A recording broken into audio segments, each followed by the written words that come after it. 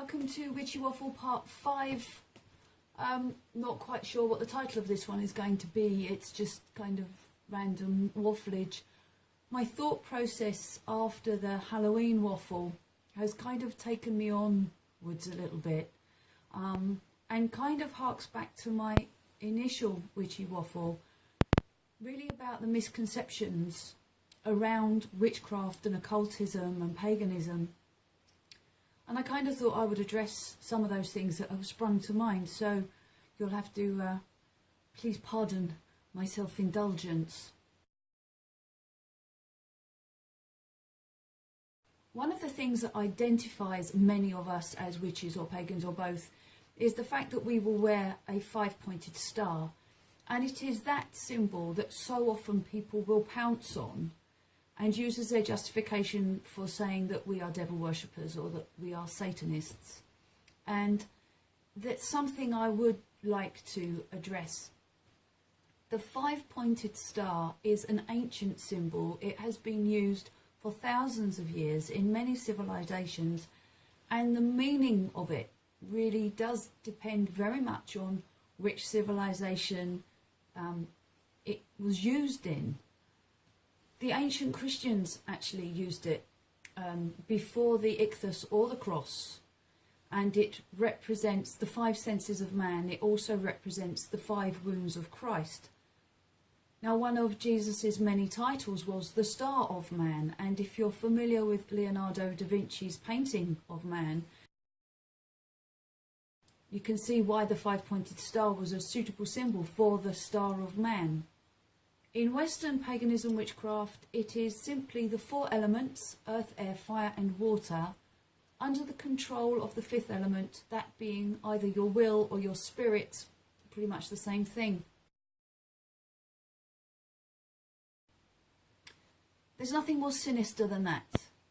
There's nothing demonic or devilish about that. It's four elements under the control of the spirit. The reason the five-pointed star has become associated with devil worship is thanks to Eliphas Levi. He flipped the five-pointed star upside down, saying that if the five-pointed star with the single point at the top represented order and balance, then the reverse with the 2 points at the top represented chaos and destruction. Now again, whether you call chaos and destruction evil is, that's kind of a difficult thing. Chaos and destruction are natural phenomena. They are parts of nature. They have no conscience. They don't decide to do bad. And in many ways you need chaos and destruction in order to achieve order and evolution and regeneration. So to say that chaos and destruction are therefore evil, I can't honestly agree with that. I'm not saying they're nice, and I'm not saying they're desirable, but they are a necessary part of nature. The other reason that some people will claim that the five-pointed star is associated with devil worship is that they will say that the 5 points represent the horns and the ears and the beard of the devil. Right, well, okay, let's again go back to this idea of the devil. From the research that I've done into many different faith systems, there is no devil anywhere else apart from Christianity, Judaism and Islam, all of which have the same root. They are all Abrahamic religions. And this idea of the devil is, I think, is pretty much reserved for them. Now, other religions have got their chaotic, destructive gods. Through the lens of Judaism or Christianity or Islam, one could say that those chaotic, destructive gods were evil, but actually that's not how they were depicted within their own mythologies, within their own civilizations. For me as an Egyptian, one could argue that my devil is Set. Well, he wasn't actually evil. He was jealous, Yes, he was jealous of Osiris. He was the god of the deserts and of the red places. He was the god of chaos and destruction. But as I've already said, I don't believe really that chaos and destruction are inherently evil. They just are part of the greater scheme of nature. The classic stereotype of a devil is cloven hooves, tail, horns. And this has been perpetuated through time, through art, through media. You know, one of my favourite films is Hocus Pocus, and the three witches turn up at Halloween to some guy's house, and he's dressed as the devil, and he's bright red with horns and a tail, and and his trident. No, absolutely not. Read the Bible.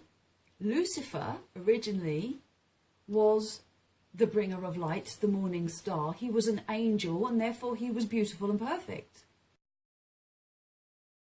He was cast out and he fell, and he's actually described in the Bible as being a serpent or a snake, and occasionally as a dragon. But at no point in the Bible is the devil described as having horns, hooves and a tail. Nowhere. So where does our classic idea of the devil come from?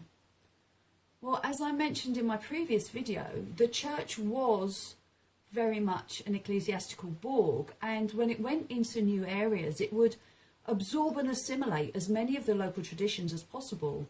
And in many cases, the local deities would suddenly turn up as saints, Christian saints. But there may have been some of those deities which didn't sit quite so well with the church because their characteristics were perhaps not so virtuous. If you look at the classic depictions of the devil, you're looking at Pan. You're looking at Herne. Much later on, you're looking at Baphomet. In Revelations, the devil is described as being the great beast, but at no point does it actually specify what kind of beast. So perhaps that gave the church license to say that these more bestial gods, Pan and Herne, were actually the devil. And I fundamentally disagree with this, because in many cases the gods that they have chosen to demonize actually predate Christianity, and in some cases they may even predate Judaism and Islam. We haven't been helped by the Church of Satan, who have taken the five-pointed star and flipped it and plonked the face of Baphomet on top, and they use that as their sigil, they use that as their logo. So of course people immediately identify a five-pointed star with Satanism because of the Church of Satan. Again, Baphomet was mentioned in the transcripts around the trials of the Templars, so sort of the 1090s. Baphomet was the god that they supposedly worshipped, but the picture of Baphomet that we're familiar with is, it's recent. It's 1890 something. So it's so very recent that these animalistic interpretations of the devil have become much more prevalent, more common, and that's why everyone associates the devil as being cloven hooves and horns and a tail. By the same token, in terms of Satanism, lots of Satanists are happily walking around with upside down crosses. Satan himself is a Christian concept. He's a Judeo-Christian Islamic concept.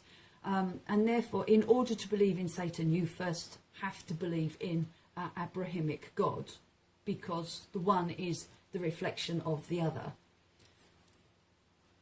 And as for wearing an upside down cross, well, that's not satanic at all. That's actually the cross of St. Peter, who, when he was crucified, considered that he wasn't worthy of being crucified the same way as Jesus, so asked to be crucified upside down. Another symbol that has been taken, adapted, corrupted, like so many others have, is what's currently known as the Luciferic cross, which is the double cross with the infinity symbol on the bottom. Again, nothing to do with Satan whatsoever, but this is all very recent, and people's memories are short, and they will hold on to these things as absolutes and certain truths, when in fact they're not. This is something that someone made up 20, 30, 40, even 100 years ago. Is still relatively recent in the greater scheme of things.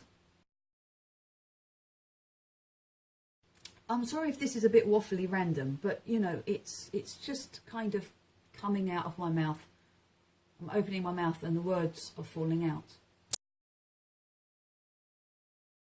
To come back to the idea of witchcraft as being devil worship, as I said in the first Witchy Waffle, witchcraft does not require deity worship or belief of any kind at all. I have to reiterate, we are working with the elements. Most of us do have a deity system because it is simpler for us to relate to anthropomorphic personifications. But at the end of the day, in order to be a witch, you don't have to believe in God or the devil or anything else at all. You are working with the forces of nature, and we work with them in terms of earth, air, fire and water, and the unknown, that one kind of enigmatic force that we call magic, maybe spirit, you know, maybe chi. You could potentially sit down and discuss this with somebody if you were ever accused of being a devil worshipper or a Satanist. But to be honest, most of the people that are going to accuse you have already decided that that is what you are, and no amount of reasonable or logical conversation or discussion is going to change their minds. So sometimes it's actually better just to smile and nod your head and say, yeah, right, whatever, and leave it at that. I'm sorry if this video was a bit discombobulated and all over the place. I had just this jumble of thoughts in my head that I really wanted to get out and get onto video before they all went away again. Until the next time, take care. Bye.